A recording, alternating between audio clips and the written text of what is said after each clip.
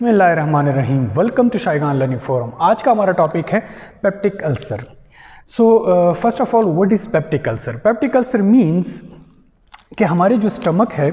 Stomach के जो lumen है, अंदरूनी जो लेयर है जिसको एपिथेलियल लेयर भी कहा जाता है, और स्टमक की जो वॉल है वो बेसिकली 3 to 4 लेयर्स पर मुश्तमिल होता है। लेकिन एपिथेलियल सेल्स के नीचे जो म्यूकोजा, सब म्यूकोजा अवेलेबल है, एपिथेलियल सेल्स के ऊपर कुछ एक प्रोटेक्टिव लेयर जनरेट होती है जो बेसिकली इसी एपिथेलियल सेल से ही रिलीज़ होती है,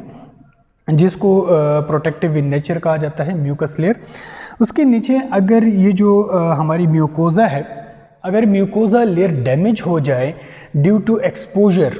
टू एसिड और पेप्सिन, और वहाँ पर इन्फेक्शन, इन्फ्लेमेशन काज हो जाए, so this is called peptic ulcer. Means कि हमारी जो स्टमक की जो म्यूकोजा या डीप टिश्यू लेयर जो है वो इंजरी हो जाए, रप्चर हो जाए, डैमेज हो जाए due to exposure to HCl and pepsin, और वहाँ पर इन्फेक्शन, इन्फ्लेमेशन हो जाए, so this is called peptic ulcer. अब पेप्टिक अल्सर को डिस्कस करने के लिए हम इस लेक्चर में हम 3 टॉपिक डिस्कस करेंगे। Physiology of different cells, protective mechanism कौन कौन से हैं, और म्यूकोजल रिपेयर। सबसे पहले हम देखते हैं कि physiology of different sales. Previous video में हमने डिटेल से डिस्कस किया था कि हमारे स्टमक में जो वॉल हैं उनमें कौन कौन से सेल्स पाए जाते हैं और वो क्या क्या सिक्रीशंस करते हैं और आपस में कैसे रेगुलेट करते हैं, आपस में ये जो गैस्ट्रिक जूस है उसके सिक्रीशन को कैसे रेगुलेट करते हैं। सबसे पहले हम देखते हैं कि जो म्यूकोजा है, जो स्टमक की जो वॉल है, उसके अंदर पैराइटल सेल्स मौजूद होते हैं, और पैराइटल सेल्स वो सेल्स हैं जो बेसिकली प्रोटॉन्स प्रोड्यूस करते हैं in response to basically 3 factors. इसी पैराइटल सेल के ऊपर 3 किस्म के रिसेप्टर्स मौजूद होते हैं जो 3 किस्म के फैक्टर्स की वजह से बेसिकली प्रोटॉन्स रिलीज़ करते हैं, और वो हैं जनाब, एक है gastrin receptors, acetyl choline receptors और हिस्टामिन 2 रिसेप्टर्स। इसके बाद ये पैराइटल सेल्स जो हैं ये मुसलसल प्रोटॉन प्रोड्यूस करते हैं, और इनमें एक इंजाइम होता है, हाइड्रोजन पोटेशियम ATPase इंजाइम, जो मुसलसल उस प्रोटॉन को ल्यूमन में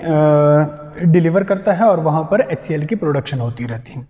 इसके बाद एक और टाइप ऑफ सेल्स होते हैं जिनको ECL सेल कहा जाता है, इंटेरोक्रोमैफिन सेल्स, और ये मुसलसल हमारे लिए हिस्टामिन 2 प्रोड्यूस करते हैं। इसके बाद एक और सेल्स होते हैं जिन को चीफ सेल्स कहा जाता है, और चीफ सेल्स जो हैं ये बेसिकली पेप्सिनोजेंस रिलीज़ करते हैं जो in the presence of hydrochloric acid ये पेप्सिन में कन्वर्ट हो जाते हैं, पेप्सिन। इसके बाद कुछ स्टमक के जो ल्यूमन है उसमें म्यूकोजा के ऊपर एपिथेलियल सेल्स पाए जाते हैं जिनको कोलुमिनर सेल्स कहा जाता है। ये कोलुमिनर सेल्स जो हैं इनमें एक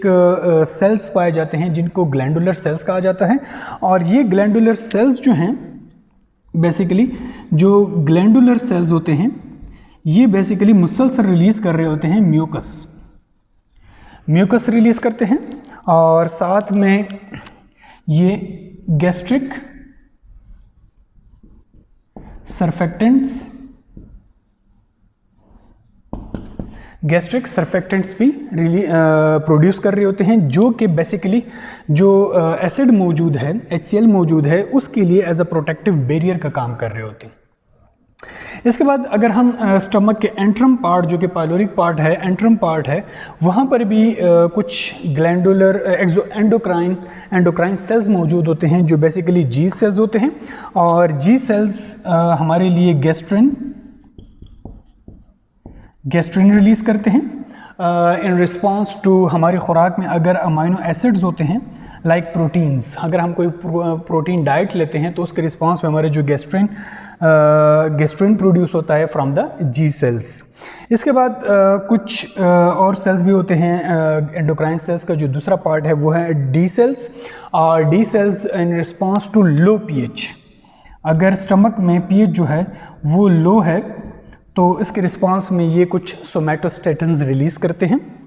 और जिसकी वजह से due to regulation of mechanism ये हमारे HCl की जो प्रोडक्शन है उसको कदरे कम कर देता है और एसिडिटी कम हो जाती है।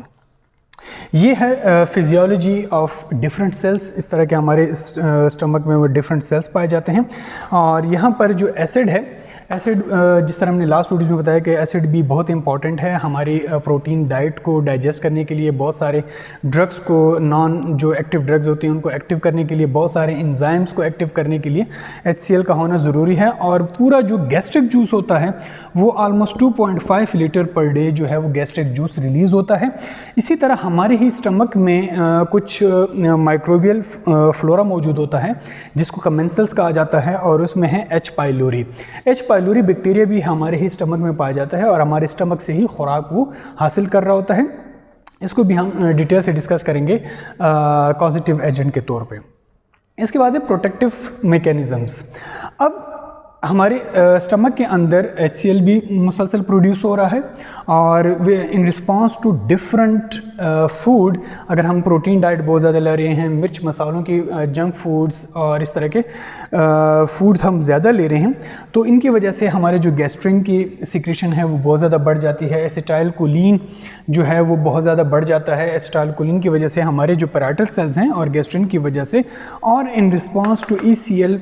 ट्रिगरिंग फैक्टर हिस्टामिन 2 की वजह से बहुत ज़्यादा एसिड जो है वो पैराइटल सेल जो है वो बहुत ज़्यादा एसिड प्रोड्यूस करना शुरू कर देता है। जब बहुत ज़्यादा एसिड प्रोड्यूस होना शुरू हो जाता है तो यहाँ पर दो किस्म के causative agents in response to along with our food, हमारे फूड के साथ साथ दो ऐसे फैक्टर्स भी हैं जो कि इस म्यूकोजल लेयर जो है, बेसिकली इस म्यूकोजल लेयर को अगर रप्चर हो जाए, ठीक है, जब ये म्यूकोजल लेयर रप्चर हो जाती है और यहाँ पर म्यूकोजा सब म्यूकोजा तक ये जो एसिड है ये पहुँचना शुरू हो जाए, तो यहाँ पर बेसिकली इन्फेक्शन, इन्फ्लेमेशन हो जाता है और हमें पेप्टिक अल्सर होने का सामना करना पड़ता है।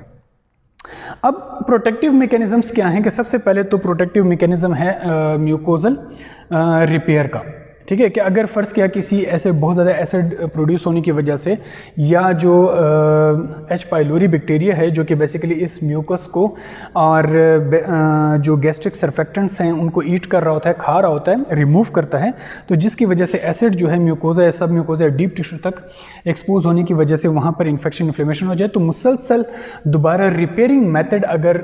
इम्प्रूव है तो इसकी वजह से ये मैकेनिज़्म जो है या हमारा जो पेप्टिक अल्सर है वो रिलीव होना शुरू हो जाता है। दूसरा जो सबसे इंपॉर्टेंट है वो रेगुलेशन ऑफ एसिड प्रोडक्शन, और रेगुलेशन ऑफ एसिड प्रोडक्शन में बेसिकली किरदार अदा करते हैं G सेल्स और D सेल्स। चूँकि G सेल्स बेसिकली ट्रिगर होते हैं डायरेक्टली फ्रॉम आवर फूड, जैसे कि मैंने कहा कि अगर हमारे फूड में जंक फूड ज़्यादा हैं, प्रोटीन डाइट, अमाइनो एसिड्स के फूड ज़्यादा हैं, तो इसकी वजह से G सेल्स जो है मुसलसल गैस्ट्रिन रिलीज़ करते हैं, और गैस्ट्रिन डायरेक्टली जाता है पैराइटल सेल्स के ऊपर, इसके मौजूद रिसेप्टर्स हैं वहाँ बाइट करेगा और इसके रिस्पांस में बहुत ज़्यादा एसिड जो है वो प्रोड्यूस होना शुरू हो जाएगा।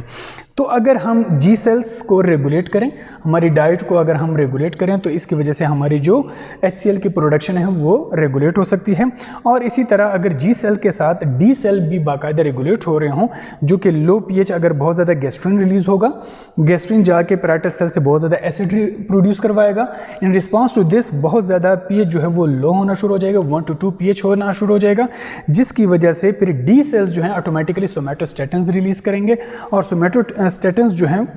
इन रिस्पॉन्स टू लो पीएच ये एसिड प्रोडक्शन को रेगुलेट करेंगे, और इस तरह हमारे जो प्रोटेक्टिव मैकेनिज़म्स हैं उनकी वजह से हमें पेप्टिक अल्सर से जो हम हैं महफूज हो सकते हैं। इसी तरह थर्ड जो है म्यूकोजल रिपेयर, अगर ये सारे मैकेनिज़म्स रेगुलेट होंगे और ये हमारे जो सेल्स अगर डिस्ट्रॉय भी हो जाते हैं बहुत ज़्यादा एसिड प्रोडक्शन की वजह से या किसी पॉजिटिव एजेंट NSAIDs की वजह से, H. पाइलोरी की वजह से, लेकिन अगर हमारी जो सेल्स की म्यूकोजल सेल्स, कोलमनर जो सेल्स हैं उनकी रिपेयरिंग बेहतर है, तो उसकी वजह से हम पेप्टिक अल्सर से महफूज रह सकते हैं, और अगर पेप्टिक अल्सर होने के चांसेस हैं तो हम उससे रिलीफ हो सकते हैं और इससे बच सकते हैं। So this is for today about the peptic ulcer, जिसमें हमने फिजियोलॉजी ऑफ डिफरेंट सेल्स को डिस्कस किया और प्रोटेक्टिव मैकेनिज़्म कौन कौन से हो सकते हैं, और साथ ही म्यूकोजल रिपेयर के बारे में। नेक्स्ट वीडियो में हम देखते हैं कि पेप्टिक अल्सर के जो पॉजिटिव एजेंट्स हैं NSAIDs, और बेसिकली हमारे पास H. पाइलोरी है, स्ट्रेस है, वो किस तरह हमें पेप्टिक अल्सर से दो चार करती है, पेप्टिक अल्सर होने की वजह बनते हैं। इसके बाद हम इनकी डायग्नोसिस देखेंगे और ट्रीटमेंट थेरापीज देखेंगे। Thank you so much.